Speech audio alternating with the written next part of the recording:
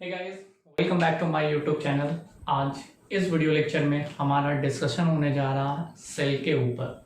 तो सर अब बायो हम लोग पढ़ना स्टार्ट कर देंगे? नहीं गाइस, ये बायो वाले सेल पे डिस्कस नहीं कर रहे हैं, बल्कि केमिस्ट्री वाले सेल पे डिस्कस करेंगे। और ये केमिस्ट्री वाला जो सेल है जिसे आप बैटरीज के नाम से बुला रहे हो, तो चाहे आप सेल कहो या बैटरीज कहो, बात बराबर है। ठीक है, तो हम लोग बैटरीज पढ़ने जा रहे हैं, उसी का नाम क्या है? सेल्स है। याद रहेगा? चलो आगे। ये बैटरीज या सेल पे जो अभी हमारा डिस्कशन होने जा रहा है वो सेल या बैटरीज आप किसे कहते हो? ठीक है, ये एक डिवाइस है। किस तरह का डिवाइस? एक वो डिवाइस जिसका काम ये है कि केमिकल एनर्जी को इलेक्ट्रिकल एनर्जी में चेंज कर देना। वही डिवाइस को आप कहते हो सेल या फिर बैटरीज। फिर से आ जाओ, बहुत आसान तरीके से आपको याद हो गया होगा। क्या? एक ऐसा डिवाइस जिसका काम है कि केमिकल एनर्जी को इलेक्ट्रिकल एनर्जी में चेंज कर देना।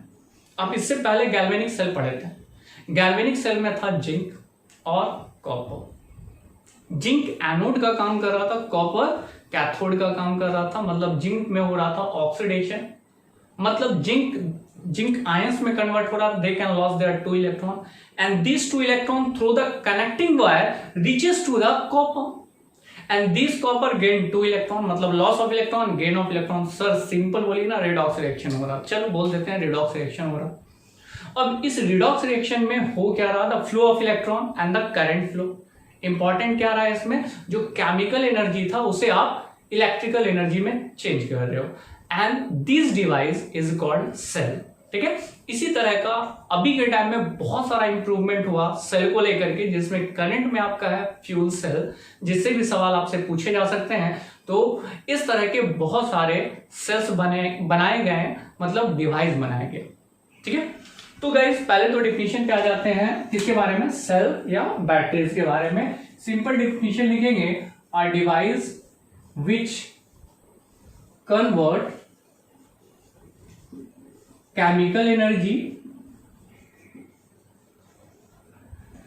इनटू, किसमें कन्वर्ट करने जा रहे हैं हम लोग? Into electrical energy. ठीक है, केमिकल एनर्जी को इलेक्ट्रिकल एनर्जी में जो डिवाइस चेंज कर देता है उसी को आप कहते हो बैटरीज या सेल। तो आगे की बात मैं ये करना चाहता हूं कि ये जो सेल है इसे आप 3 पार्ट में डिवाइड कर दो। पहला सेल जिसे आप कहोगे guys primary cell, first one is primary cell. दूसरे में आते हैं जिसको आप क्या कह रहे हो? Secondary cell. और थर्ड वन भी आ जाओ। थर्ड वन जो है वो है गाइस फ्यूल सेल। तो सेल 3 तरह के आपको पढ़ने हैं। पहला सेल जिसको आप कहते हो प्राइमरी सेल, दूसरे सेल पे आते हैं जिसे आप कहते हो secondary cell, and third one is fuel cell. तो गाइस ये 3 तरह के जो सेल्स है, इसमें सबसे पहला मैं डिस्कस करना चाहता हूं प्राइमरी सेल के ऊपर और सेकेंडरी सेल के ऊपर। ये प्राइमरी सेल क्या होता है? आपने बहुत सारे ऐसे सेल्स देखे होंगे जिसका यूटिलाइजेशन एक बार होता है।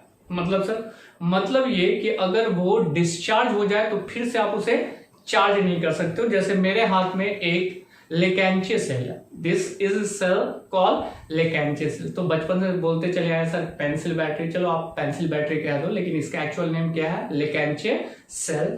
ठीक है, तो ये जो लेकेंचे सेल है ये कौन सा सेल है? Primary cell. अब इस सेल का जब हम लोग यूज करते हैं, और ये पहले तो चार्ज रहता है, फिर बाद में ये क्या हो जाता है? डिस्चार्ज होता है। तो जैसे ये लेकेंचे सेल डिस्चार्ज होता है तो क्या इसे आप फिर से रिचार्ज कर सकते हो? तो नहीं, रिचार्ज नहीं कर सकते हैं। वैसे सेल को आप कह सकते हो प्राइमरी सेल। मतलब ये कि primary cell are those cell which are non chargeable. It can be use in a one time, एक बार ही यूज किया जा सकता है। That's why it is called primary cell. कहानी खत्म प्राइमरी सेल की। दूसरी में आते हैं guys secondary cell. Secondary cell वो सेल के कैटेगरीज में आता है जिसको आप क्या कर सकते हो? चार्ज कर सकते हो। एग्जाम्पल के तौर पे आप मोबाइल का यूज कर रहे हो, आपके हाथ में मोबाइल है, अभी थोड़ी देर के बाद अगर आपका मोबाइल डिस्चार्ज हो जाता है तो आप क्या कर देते हो? उसको प्लग कर देते हो, चार्ज में लगा देते हो। थोड़ी देर के बाद वो फिर से क्या हो जाता है? चार्ज हो जाता है। तो उसमें आपके मोबाइल में जो यूज किया गया है बैटरीज वो कौन सा है, सेकेंडरी सेल। वरना बहुत सारे हमको बैटरी खरीद के रखने पड़ते हैं, लगाते हैं, मोबाइल यूज करते हैं, डिस्चार्ज होता है, निकालते हैं, फिर दूसरा नया बैटरी खरीद के लगाना पड़ता। ऐसा तो नहीं हो रहा बैटरीज में। बैटरीज में यहाँ पे मोबाइल में जो बैटरीज है उसको हम क्या नाम से बुला रहे हैं, सेकेंडरी सेल। अब गाइज आपको याद हो गया होगा इस प्राइमरी सेल और सेकेंडरी सेल के बारे में। प्राइमरी सेल वो सेल है जिसका यूटिलाइजेशन एक बार करने के बाद, डिस्चार्ज होने के बाद उसे दोबारा चार्ज नहीं किया जा सकता, उसे कहोगे प्राइमरी सेल। और सेकेंडरी सेल वो सेल है जो डिस्चार्ज होने के बाद फिर से रिचार्ज किया जा सकता है, दोबारा यूज में लाया जा सकता है, that is called secondary cell. अब आते हैं गाइस फ्यूल सेल। अभी के टाइम में धमाका ऑफर अगर किसी में है तो वो है गाइस फ्यूल सेल। और इसके धमाका ऑफर में आप ध्यान दोगे, इसको हम लोग पार्ट बाय पार्ट करके पढ़ेंगे। ये फ्यूल सेल में हाइड्रोजन गैस का और ऑक्सीजन गैस का इस्तेमाल करके सेल बनाया गया है जिसका नाम क्या है, फ्यूल सेल। तो इस तीनों सेल पे हम लोग बारी बारी चलेंगे। पहली बात तो आ गई किसके बारे में, प्राइमरी सेल के बारे में। ये प्राइमरी सेल होता क्या है, क्लियर है? प्राइमरी सेल क्या होता है आपको पता है कि प्राइमरी सेल वो सेल होते हैं जो नॉन चार्जेबल और साथ में क्या हो, वन टाइम यूज हो। इस प्राइमरी सेल में दो तरह के सेल्स में हम लोग डिस्कस करेंगे और जिसमें पहला है गाइस हमारा लेकैंचे सेल, ठीक है, लेकैंचे सेल। और लेकैंचे सेल के बाद दूसरा इसी में पढ़ेंगे हम लोग आज मर्क्यूरी सेल। तो आज हमारा डिस्कशन होने जा रहा है किस पे, प्राइमरी सेल के ऊपर। और प्राइमरी सेल में दो सेल आपके लिए इंपॉर्टेंट है, पहला है लेकैंचे सेल और दूसरा है गाइस मर्क्यूरी सेल। लेकैंचे सेल भी मैं आपको दिखा सकता हूं, ये जो मेरे हाथ में भी पड़ा है यही को आप कहते हो लेकैंचे सेल। और दूसरा सेल है जिसका नाम क्या है, मर्क्यूरी सेल। मर्क्यूरी सेल बहुत छोटा सा होता है, अगर आप देखना चाहते हो तो मैं दिखा सकता हूं मर्क्यूरी सेल होता कहाँ है। अब इस माइक से तो निकाल नहीं सकते, लेकिन हाँ इस माइक में लगा है, इसे आपको दिखा सकते हैं। ये जो छोटा सा डिवाइस आप देख रहे हो इसमें लगा हुआ, ये this one is called mercury cell. तो दोनों सेल आपने देख लिया, पहला लेकैंचे सेल और दूसरा मर्क्यूरी सेल।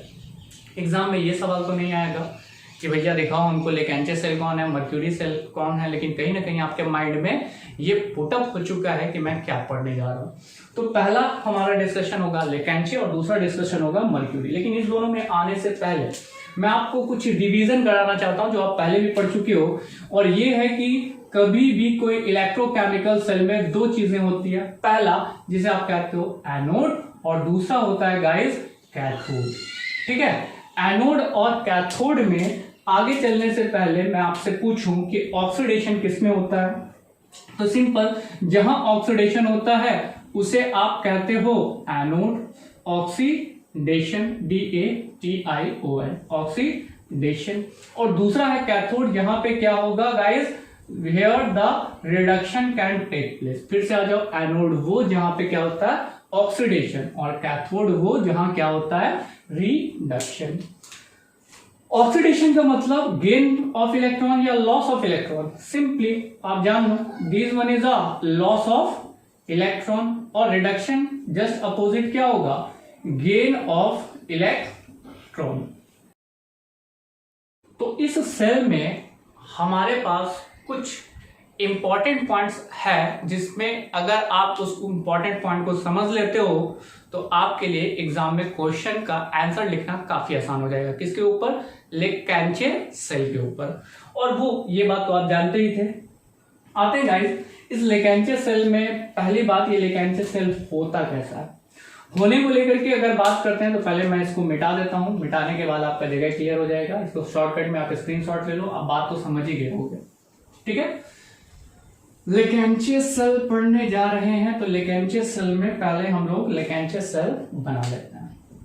अभी जो मेरे हाथ में लेकैंचे सेल था वो आपने देखा होगा कि इस लेकैंचे सेल में इस तरह के बीच में एक रॉड टाइप का इस्तेमाल किया जाता है इलेक्ट्रोड्स का, और ये इलेक्ट्रोड्स होता है गाइस ग्रेफाइट का। This rod is called graphite. तो ये पहला हो गया कौन, आपका ग्रेफाइट। इस ग्रेफाइट के बाद यहां पर डिवाइस लगा होता है इस तरीके से, ये कवर्ड रहता है, एक्चुअल में इसको प्रोटेक्ट किया हुआ दोनों साइड से, ठीक है। और इसके अलावा नीचे की तरफ क्या रहता है, जिंक। जिंक तो ऐसे यहां भी रहता है, लेकिन ये कोटेड रहता है, इसके अंदर रहता है। 2 इलेक्ट्रोड्स का यहाँ पे काम करेगा। एक तो गाइस आपका जिंक हो गया, और दूसरा इलेक्ट्रोड्स का काम करेगा कौन, ग्रेफाइट। ये इलेक्ट्रोड्स यहाँ से कवर्ड है, लेकिन यहाँ पे ओपन है, मतलब यहाँ पे मैं क्या लिख सकता हूं, दिस इज जिंक, मतलब zinc in the form of solid, ठीक है। तो जिंक यहां भरा है, और जिंक के साथ साथ मतलब सॉलिड के फॉर्म में है, और ये है ग्रेफाइट। जिंक और ग्रेफाइट के बीच में जो गैप है, ये गैप नहीं बल्कि यहाँ पे पेस्ट डाला जाता है, ठीक है। कौन सा पेस्ट, वो टूथपेस्ट नहीं जिसका आप इस्तेमाल करते हो ब्रश करने में, यहाँ पे पेस्ट होता है किस का, तो किस का मतलब सर, मतलब ये मैंगनीज ऑक्साइड का नाम सुना होगा, तो यहाँ पे मैंगनीज ऑक्साइड होता है, और साथ में क्या होता है, अमोनियम क्लोराइड, और क्या होता है, जिंक क्लोराइड और कार्बन ब्लैक। इन सबको मिला करके इसका पेस्ट बनाकर इसके अंदर डाल दिया जाता है। चला गया गाइस। जाने के बाद आगे की प्रोसेस को समझो कि इस प्रोसेस में हो क्या रहा। अगर मैं इस सेल पे बात कर रहा हूं, ये कौन सा सेल है आपको पता है, this cell is called Leclanche's cell. और इस लेकेंचियस सेल में 2-3 बातों को अगर आप याद रख लोगे, इस पे नोट्स आराम से लिखा जा सकता है एग्जामिनेशन में। और वो पॉइंट्स क्या है, पहले ये सेल है तो यहाँ क्या होगा, एक एनोड का काम करेगा, एक कैथोड का काम करेगा। जो एनोड का काम करेगा वो ऑक्सीडेशन होगा, मतलब लॉस ऑफ इलेक्ट्रॉन, और जो दूसरा कैथोड का काम करेगा वो रिडक्शन करेगा, मतलब गेन ऑफ इलेक्ट्रॉन। अब गाइस जिंक में अगर मैं देखता हूं तो जिंक जनरली क्या करता है, ऑक्सीडेशन करता है, ठीक है। जिंक सॉलिड के फॉर्म में है, इस बात को समझो। और जिंक किसमें कन्वर्ट हो गया, they will change into zinc ions and they can loss their 2 electron. Zinc ions में कन्वर्ट हो, और ये अपना 2 इलेक्ट्रॉन लॉस किया, किसकी तरह, गैल्वेनिक सेल की तरह। अब जैसे ही मैं इसे कनेक्ट कर देता हूं वायर से, और वायर से कनेक्ट करने के बाद चलो भाई हम यहाँ पे एक बल्ब भी लगा देते हैं, ताकि बल्ब के ग्लो का पता चल सके कि बल्ब जल रहा कि नहीं। बल्ब जलना स्टार्ट होगा। अब बात समझो, जिंक आयंस में कन्वर्ट हो रहा, they can loss their 2 electron and these 2 electrons is transmitted from zinc to कहां, ग्रेफाइट फ्लूइड। अब ये ग्रेफाइट तो रिएक्शन में पार्टिसिपेट नहीं करेगा, रिएक्शन कौन करेगा, तो ये मैंगनीज ऑक्साइड है, अमोनियम क्लोराइड है, जिंक क्लोराइड है, और कार्बन ब्लैक का जो टेस्ट है यहां पे प्रोसेस होगा, क्योंकि इस जगह से 2 इलेक्ट्रॉन पहुंचा कहां, ग्रेफाइट के पास। कितना इलेक्ट्रॉन पहुंचा, 2 इलेक्ट्रॉन। अब अगली बात समझना, जैसे यहां इलेक्ट्रॉन पहुंचा, ये इलेक्ट्रॉन इस पेस्ट में डाल देगा, और इस पेस्ट में ऑलरेडी मौजूद है मैंगनीज ऑक्साइड, मतलब अगली रिएक्शन में आप ध्यान दो, the reaction is MnO2। MnO2 के साथ साथ यहां हम लेते हैं ammonium, that is called NH4+। ये जिंक क्लोराइड कैसे बन रहा है इस बात को छोड़ दो, अभी फिलहाल 2 चीज पे ध्यान दो, मैंगनीज ऑक्साइड है और अमोनियम क्लोराइड है। क्लोरीन अगर ये लॉस करता है तो किस में चेंज हो जाएगा, अमोनियम में NH4+। कैसे सर, सिंपल बात है कि अमोनियम क्लोराइड को जैसे आप तोड़ दोगे ये चेंज हो जाएगा NH4+ में, और दूसरा गैस चेंज हो जाएगा Cl- में। अब ये अमोनियम है और ये क्या है, मैंगनीज ऑक्साइड, और यहां से एक इलेक्ट्रॉन इसे दे दो आप, और जैसे एक इलेक्ट्रॉन दोगे अगले प्रोसेस पे ध्यान देना। अगला प्रोसेस क्या होने जा रहा है, अगला प्रोसेस ये होने जा रहा है कि ये मैंगनीज ऑक्साइड, यहां देखना अमोनियम नजर आ रहा ना, दिस इज अमोनियम आयंस है, और ये अमोनियम चेंज हो जाएगा आगे अमोनिया में, दे विल चेंज इनटू NH3। जैसे ये NH3 में चेंज हुआ, इसने क्या लॉस किया, अपना एक हाइड्रोजन लॉस किया। ये हाइड्रोजन एक इलेक्ट्रॉन गेन करेगा। फिर से बात समझो, NH4+ है, उसमें NH3 निकाल दो, निकाल दिए, एक हाइड्रोजन बचा, प्लस तो बोले करके नहीं गया, प्लस तो यहां बच गया, दैट इज कॉल्ड H+। ये H+ एक इलेक्ट्रॉन गेन करेगा, क्या बन जाएगा, H। अब ये H और यहां क्या है, 2 ऑक्सीजन है, किसके साथ, मैंगनीज डाइऑक्साइड के साथ, तो एक ऑक्सीजन इसके साथ चला जाएगा और ये बन जाएगा OH-। ये बन गया मैंगनीज ऑक्साइड, यानी MnO बचा, जो इसके साथ कंबाइन करेगा और कंबाइन करके ये फॉर्मूला बना देगा MnO और OH। रिएक्शन समझ में आ रहा है? रिएक्शन में यहां पे अगर कंफ्यूजन हुआ तो एक बार फिर से देख लो, मैं फिर से बता रहा हूं कि ये MnO2 है, जिसमें अमोनियम एक इलेक्ट्रॉन गेन करके अमोनियम चेंज हो रहा अमोनिया में, इसने एक H+ दिया, H+ एक इलेक्ट्रॉन गेन किया, वो H हो गया, ये H इस ऑक्सीजन के साथ मिलकर हाइड्रोक्साइड बनाया, और ये हाइड्रोक्साइड जो बचे हुए मैंगनीज ऑक्साइड था उसके साथ कंबाइन कर गया और बन गया यहाँ पे कंपाउंड। अब अगली बात समझना, जिंक तो जिंक आयंस में कन्वर्ट हो रहा, 2 इलेक्ट्रॉन लॉस हो रहा, इलेक्ट्रॉन यहां तक पहुंच रहा, ये प्रोसेस रिएक्शन में हो रहा, लेकिन यहाँ पे प्रोडक्ट बन रहा गाइस जिंक आयंस और अमोनिया। एक बात और जो इससे रिलेटेड काफी इंपॉर्टेंट है कि यहां पर ये जो आपको नजर आ रहा है zinc ions, this one is a zinc ions, ठीक है, एक्वस के फॉर्म में होगा, और अमोनिया किस फॉर्म में होता है गाइस? जनरली ये गैस के फॉर्म में होता है, ठीक है। और ये इसमें से कोई गैस निकलता हुआ कभी आपको दिखा है? अगर आप बैटरीज को लगा दे रहे हो, लेकेंचे सेल को, किसमें? घर में जो वॉल पे टंगा हुआ जो आपके घर में घड़ी होता है, उसमें अगर आप यूज कर देते हो तो पीछे से कोई गैस तो नहीं निकलता। वो क्यों नहीं निकलता है, ठीक है, उसके पीछे कारण है। कारण ये है कि ये जिंक आयंस अमोनिया के साथ रिएक्शन करता है और रिएक्शन करके इसे एक कॉम्प्लेक्स कंपाउंड में चेंज कर देता है, and the complex compound will be formed, ठीक है। जिंक नाइट्रेट दैट इज +2, ये किसमें चेंज कर गया? ये चेंज कर गया गाइस कॉम्प्लेक्स कंपाउंड में, ठीक है। और इससे फायदा क्या हुआ? फायदा ये हुआ कि जो इसका नेचर होना चाहिए था एक्सप्लोसिव, वो एक्सप्लोसिव नेचर नहीं होने दिया। क्यों? क्योंकि दे will change into the complex compound, ये कॉम्प्लेक्स कंपाउंड में चेंज हो चुका है, इस कारण एक्सप्लोसिव से इसको बचा लिया, ठीक है। रिएक्शन समझ में आ गया। अब आते हैं जिंक आयंस में कन्वर्ट हो रहा, मतलब ऑक्सीडेशन हो रहा, तो they work as a anode, ये एनोड का काम करेगा, क्लियर है। दूसरी तरफ कैथोड मतलब मैंगनीज ऑक्साइड, मतलब ये सारे पेस्ट है, तो ये काम करेगा कैथोड का।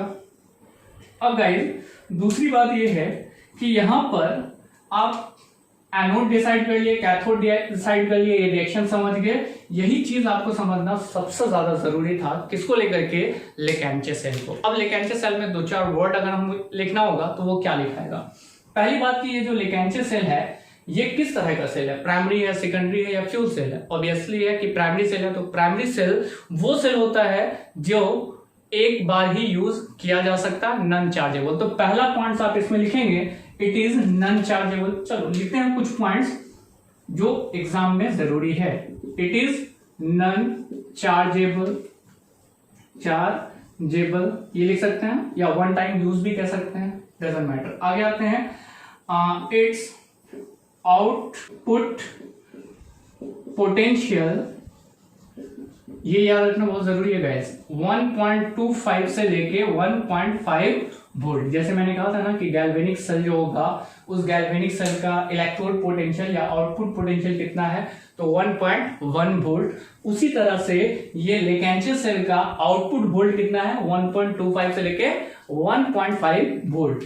तीसरा पॉइंट याद रखेंगे कि इसका यूज कहां करते हैं। जनरली आप देखे हो कि घर में जो वॉचेस होता है उसमें यूज कर सकते हैं, और टॉर्च में यूज कर सकते हैं, है ना। बहुत सारे टॉर्च होता है, एंड बहुत सारे टॉयज होते हैं, ठीक है, बहुत सारे टॉयज में भी उसका यूज किया जा सकता है, एक्सेट्रा, मतलब यूज तो हो गया। इतना पॉइंट अगर आप समझ गए तो यहाँ पे कहानी खत्म होती है किसकी? लेकेंचे सेल की। और वो कहानी क्या है, कहां से शुरू हुई थी? जिंक से। मतलब जिंक क्या किया? इलेक्ट्रॉन लॉस करता है, वो इलेक्ट्रॉन पहुंचा है ग्रेफाइट के पास और ये बल्ब ग्लो कर जाता। और टोटल रिएक्शन मैकेनिज्म ये है, आपको ध्यान में रखना है रिएक्शंस और कुछ पॉइंट्स, जिसमें से एक ही पॉइंट्स आई थिंक सो आपको याद रखना पड़ेगा, क्योंकि लेकेंचे सेल को आप पहचान चुके हो, इसलिए इसका यूज आप जान गए। आपको क्या याद रखना है? यहाँ पे इसका पोटेंशियल और रिएक्शन को भी आप समझ चुके हो। इसका जल्दी से स्क्रीनशॉट लो। अगले टॉपिक पे आ रहे हैं गाइज हम लोग। तो गाइज अगले टॉपिक पे हम लोग चलते हैं, क्योंकि इससे पहले हम लोगों ने पढ़ा कौन सा? लेकेंचे सेल। लेकेंचे सेल के बाद अगला हमारा टॉपिक है that is called mercury cell. बाबू जहाँ तक बात होती है ड्राई सेल के बारे में, ऐसा नहीं है कि कोई ड्राई सेल अलग तरह के सेल्स को आपको पढ़ना है। एक्चुअल में ये जो दो सेल्स है, पहला कौन सा लेकेंचे सेल और दूसरा कौन सा जो अब पढ़ने जा रहे हैं दैट इज मर्क्यूरी सेल। ये मर्क्यूरी सेल, इस दोनों को मिलाकर आप कह सकते हो बोथ आर ड्राई सेल। कौन सा सेल है ये? Dry cell. तो हमारा हेडिंग होगा कौन सा? Mercury cell. और ये मर्क्यूरी सेल जैसे अभी थोड़ी देर पहले मैंने दिखाया था आपको कि इस तरह का ये छोटा सा एक सेल होता है, ठीक है। यहाँ पर भी गाइस क्या होंगे? जिंक होंगे, और जिंक के साथ साथ यहाँ मर्क्यूरी का इस्तेमाल किया जाएगा। तो सबसे पहले हमारे लिए इंपॉर्टेंट क्या है? हमारे लिए इंपॉर्टेंट है रिएक्शन, ठीक है। और कुछ बातों को तो आप जान ही नहीं होंगे, वो कुछ बातें क्या क्या है बेटा, इसका यूज कहाँ कहाँ करते हैं, इसका आउटपुट पोटेंशियल कितना है, ये सब में आएंगे, बात करेंगे। पहली बात क्या है? Chemical reaction. जनरली इसमें दो चीजें होती है, पहला तो जिंक, और जिंक हम लोग ले लेते हैं Hg, जिसको हम लोग यहाँ पे कहेंगे एमलगम। सर एमलगम हम क्यों कह रहे हैं? एक बच्चा, ये जो जिंक दिख रहा है ना, इस जिंक को अगर आप पानी में डिसॉल्व कर लेते तो ये कहलाता है एक्वस, ठीक है। लेकिन Hg इज अ मर्क्यूरी, और मर्क्यूरी किस फॉर्म में पाया जाता है? लिक्विड के फॉर्म में। लेकिन अगर उस लिक्विड में मैं जिंक को डिसॉल्व कर दे रहा हूं, ठीक है, तो उसको आप क्या कहोगे? Amalgam. Zinc also dissolve in the mercury, that is called zinc amalgam, ठीक है। चलो, जिंक एमलगम है, मतलब कहीं ना कहीं आपको जिंक के बारे में ही सोचना है, ऐसा नहीं है कि कुछ और चीज के बारे में सोचना है। और जिंक इसका काम करेगा, they act as a anode, मतलब यहाँ पे होगा ऑक्सीडेशन, ठीक है। दूसरी चीज, जिंक के अलावा यहाँ पे हम लोग यूज करेंगे मर्क्यूरिक ऑक्साइड का, और इस मर्क्यूरिक ऑक्साइड के साथ साथ रहेगा carbon in the form of ions. Ions होगा पोटासियम हाइड्रोक्साइड या जिंक ऑक्साइड, और ये काम करेगा गाइस किसका? कैथोड का। तो पहले आपको मैं समझा रहा हूं, रिएक्शन बाद में आप बनाओगे, बाद में मतलब 100-200 साल के बाद नहीं, अभी ही। तो पहले आ जाओ, जिंक एमलगम के फॉर्म में है ZnHg mercury. Zinc generally anode का काम कर रहा है, तो मतलब ये ऑक्सीडेशन करेगा, और जिंक ऑक्सीडेशन करके चेंज हो जाएगा Zn2+ में, सही है। और 2+ में होने के बाद they can loss their 2 electron. Sir सही, यहां तक तो इलेक्ट्रॉन लॉस कर दिया, लेकिन गैप ज्यादा दे रखे हैं सर। इस गैप के कारण को भी मैं बता देता हूं। जिंक आयंस में यहाँ चेंज जरूर होगा, लेकिन दूसरा कारण यह है कि यहाँ पे हम लोग इस्तेमाल करेंगे हाइड्रोक्साइड को, OH-। यहां का जो ऑक्सीजन है, ये ऑक्सीजन इस जिंक, कौन वाले जिंक के साथ? जिंक आयंस के साथ रिएक्शन करेगा। एक काम करो, जिंक को ऑक्सीजन के साथ रिएक्शन करा दोगे तो क्या बन जाएगा? Zinc oxide. अगर इस बेसिस पे भी अगर आप इसका ऑक्सीडेशन नंबर निकालते हो तो गाइस इसे क्या मानोगे? X ऑक्सीजन का क्या होता है? -2 = 0, तो X = क्या हो गया? +2। ऑक्सीडेशन नंबर तो वही आ गया ना। लेकिन प्रोडक्ट क्या बनाया? The product is zinc oxide. Clear है? जिंक एमलगम हाइड्रोक्साइड के साथ रिएक्शन करके बना रहा है जिंक एमलगम। यहां तक की तो कहानी समझ में आ गई सर।